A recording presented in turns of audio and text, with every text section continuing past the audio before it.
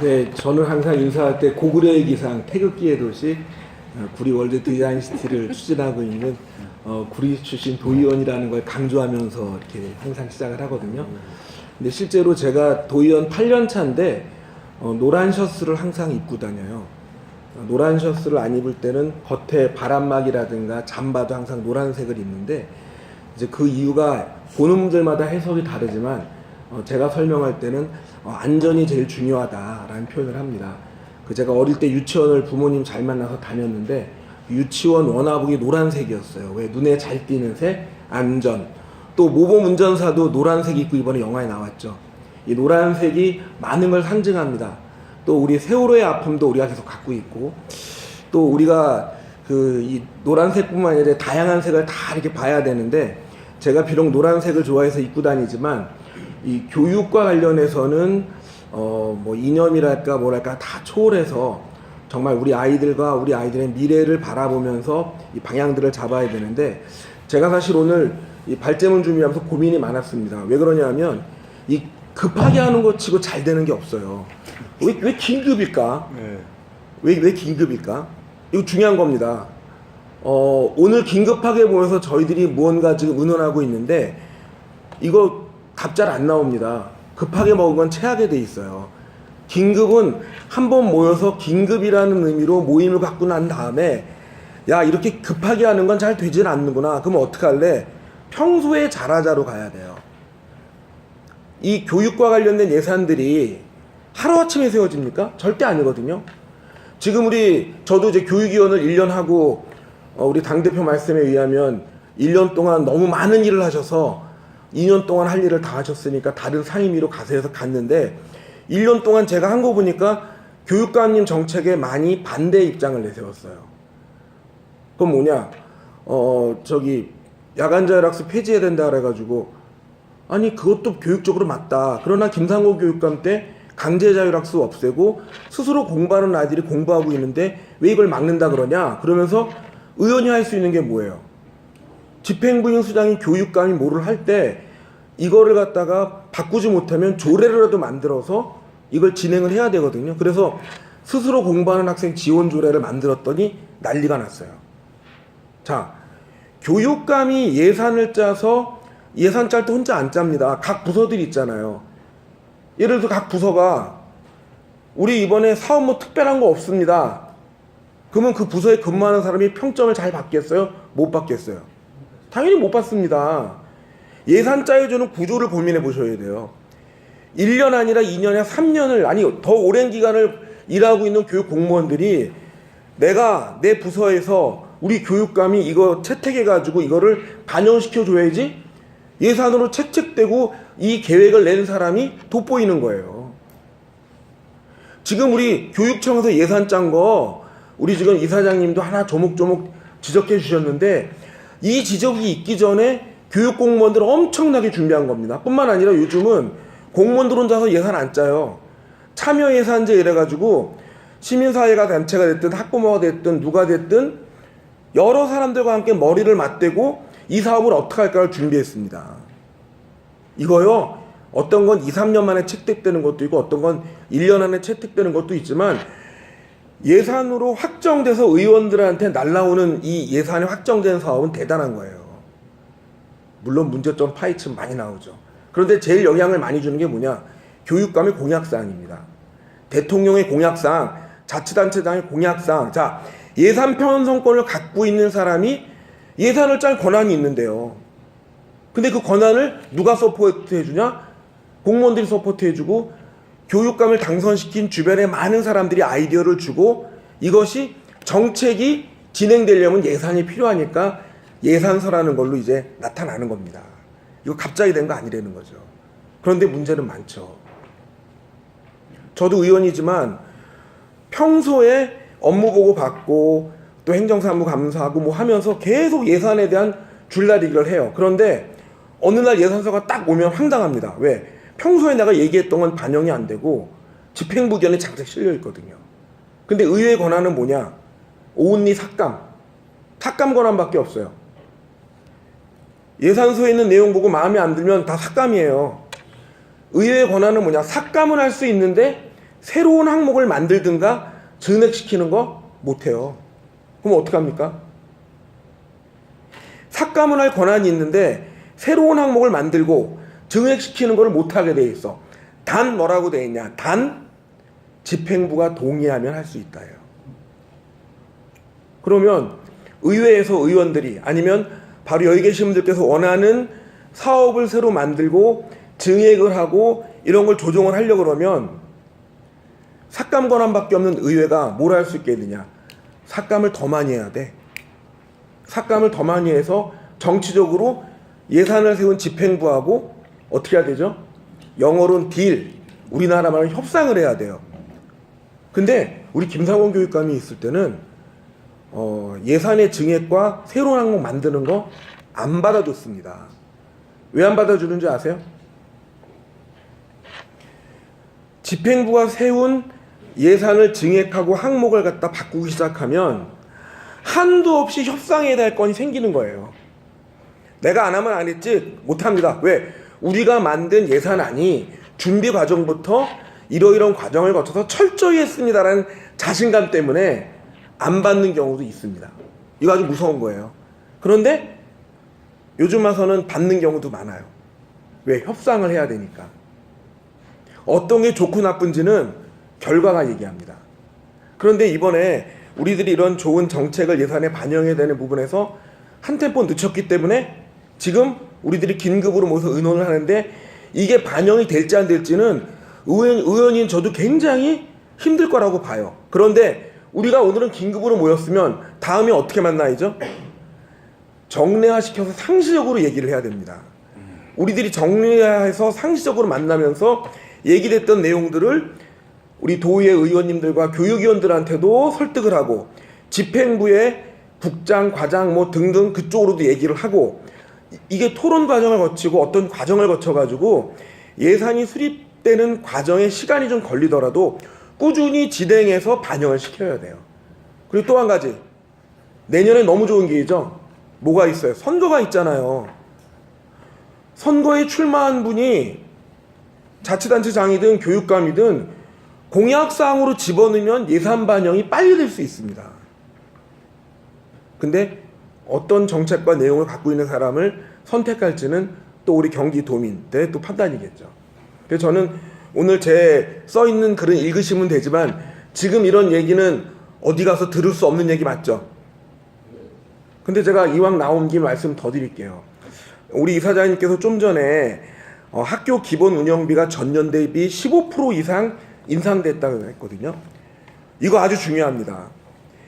지금 예산을 세우는 데 있어가지고 저희들이 뭐 큰 반영을 못했다, 문제했다 얘기를 하는데 지금 학교 현장은 내년에 예산 폭탄이 터진 거예요. 자, 학교당 평균 6천만 원이라는 돈이 더 내려갑니다. 자, 학생 수가 많은 데는 더 가겠죠. 억 단위가 갈 수도 있어요. 왜? 학교 운영비가 더 내려간다는 거예요. 그러면 학교 현장은 어떻게 됩니까? 그러면 학교 현장에 학교장은 혼자서 실장하고 예산 짜가지고 운영위원회 의결 거쳐서 통과시키면 학교 현장은 또 이렇게 정책과 올바른 비전과 내용이 연결되지 않은 예산이 학교 현장에서 집행되겠죠. 이거 지금 준비해야 됩니다. 다른 거는 의회에서 의결하고 집행부가 밀당할 수 있는데 이 운영비는 턴키로 학교 현장으로 돈이 내려가요. 어떻게 보면 혁신학교, 공감학교 뭐 얘기할 때 그 예산만큼이 한 학교로 내려간다고 보면 돼요. 그럼 학교 현장은 어떻게 할 겁니까? 혹시 여기에 학교 운영위원들 계시면 손 들어보세요. 저도 한 학교의 운영위원장인데 이거 아주 심각해요. 왜? 학교 현장에 예산이 이만큼 더 내려갔는데 이 예산을 우리 아이들의 교육을 위해서 바로 현장에서 사용하지 못하면 그냥 학교 뭐 저기 어디 부서진 데 떼우고 뭐하고 뭐 이거 큰일 납니다. 학교 현장에 세부계획 세우는 게 지금 제가 볼 땐 오늘 이 긴급 토론 마치고 난 다음에 긴급이 아니라 10일, 12일, 2 해가지고 시간이 얼마 안 남았어요. 근데 이거는 긴급하지 않게 좀 더 지역사회에 뜻있는 학부모들과 우리 운영위원으로 참여하신 분들하고 얘기해서 학교에서 정규 수업 과정에서 또 또 현장에서 움직이는 많은 목소리를 담아서 학교 예산 편성에 담아야 돼요. 그런데 공교롭게도 저도 운영위원 할 때마다 문제 제기하는 건데, 올해 제가 3월에 학교 운영위원이 돼서 운영위원장이 됐잖아요. 그런데 연말 가면 이제 예산안 심사를 해요. 예산안을 제가 짜놨잖아요. 그 다음에 제 임기는 끝납니다. 될지 안 될지 몰라요. 그런데 새로 운영위원 되신 분이 3학년 때 이제 모여서 운영위원을 구성을 하면 자기는 알지도 못하는 결삼심사라고 내려보냅니다. 이게 학교 현장의 실태예요. 그러면 연속으로 하는 분들은 연계가 되지만 연속적으로 운영위를 안 하는 분들은 나는 작년에 뭐 했는지 모르는데 결산심사를 해야 돼. 예산심사는 앞에 했던 운영위원들이 다 해놨어. 교장님하고. 이 학교 현장도 이게 모순이라고요.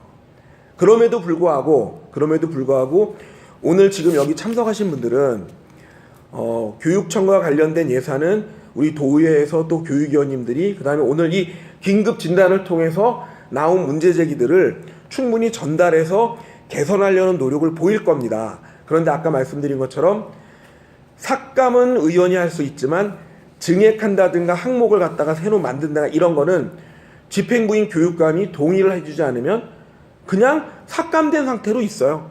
어떻게 되냐, 삭감된 상태로 돈이 있으면 이 돈은 그대로 있다가 내년에 추경 때 요 삭감된 내용 플러스 이것저것 해가지고 요 예산을 다시 편성해서 올립니다.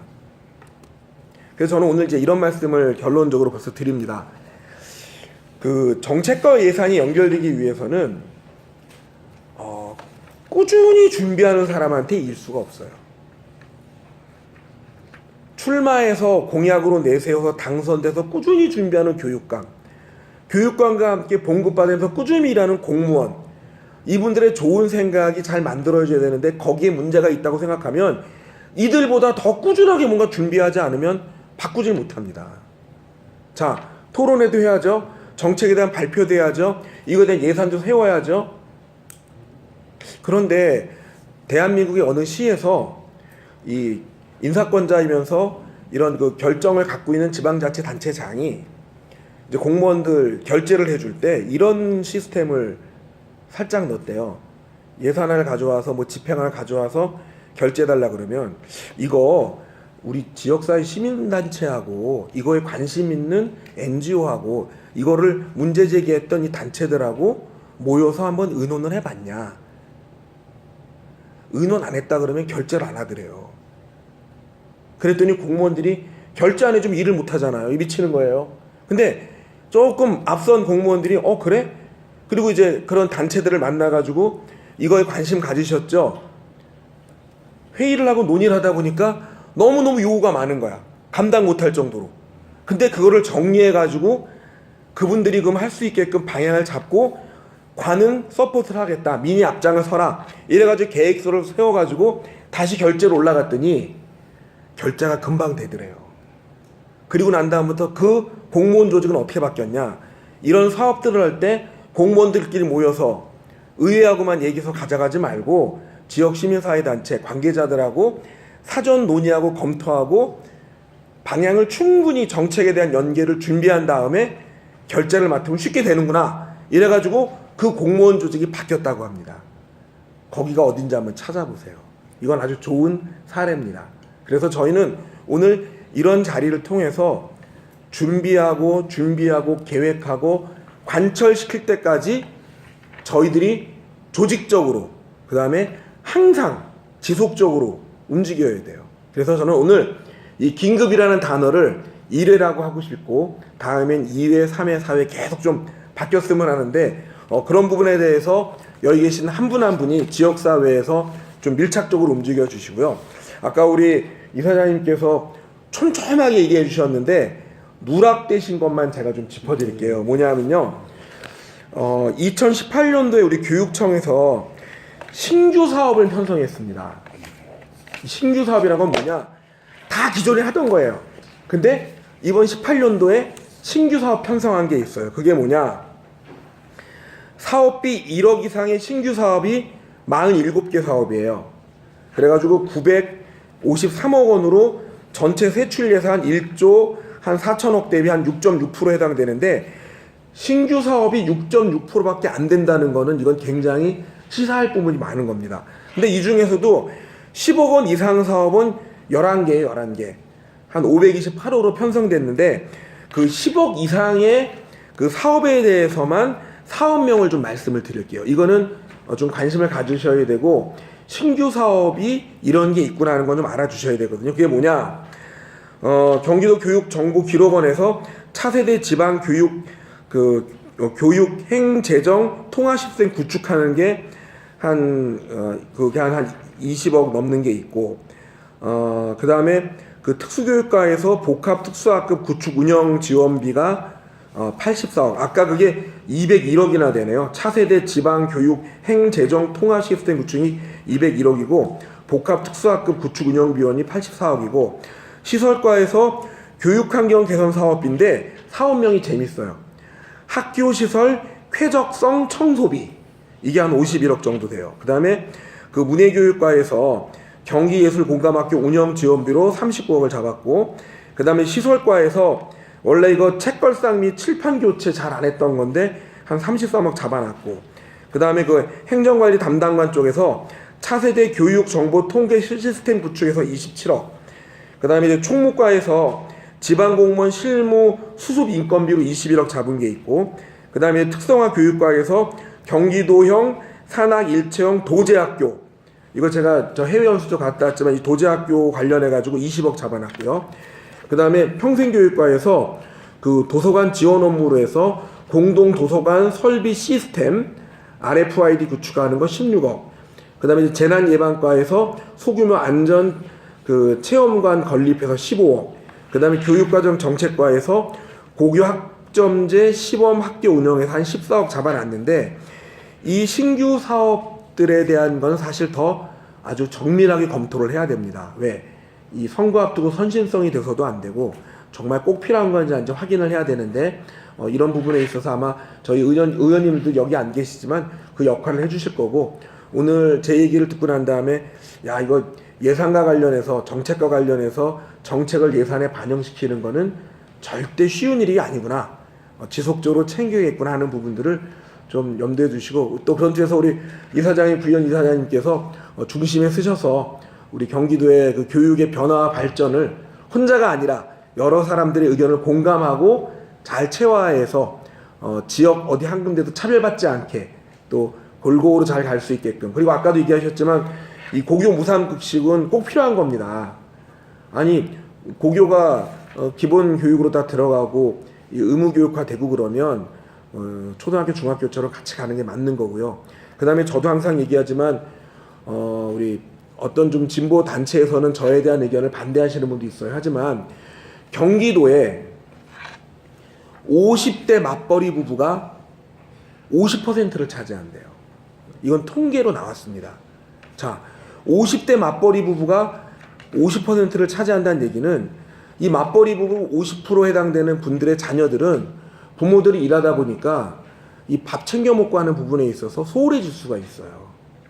저는 그래서 그런 통계를 보면서 제가 강제로 학교에서 공부하라는 거 아닙니다.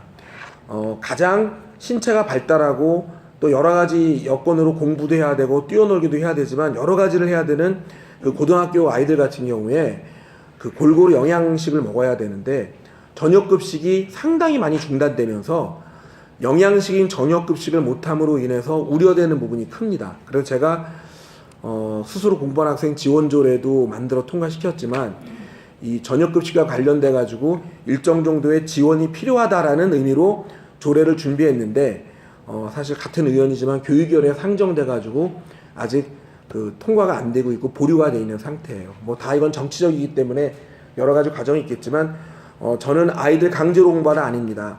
다만 아이들이 자유롭게 영양식을 먹고 열심히 자기의 삶과 미래를 준비할 수 있는 그런 여건 만들어 줘야 됩니다. 자, 꿈의 학교 꿈의 대학 모든 학생들이 다 하는 거 아니에요. 그런데 교육청 예산에 잡혀서 나갑니다.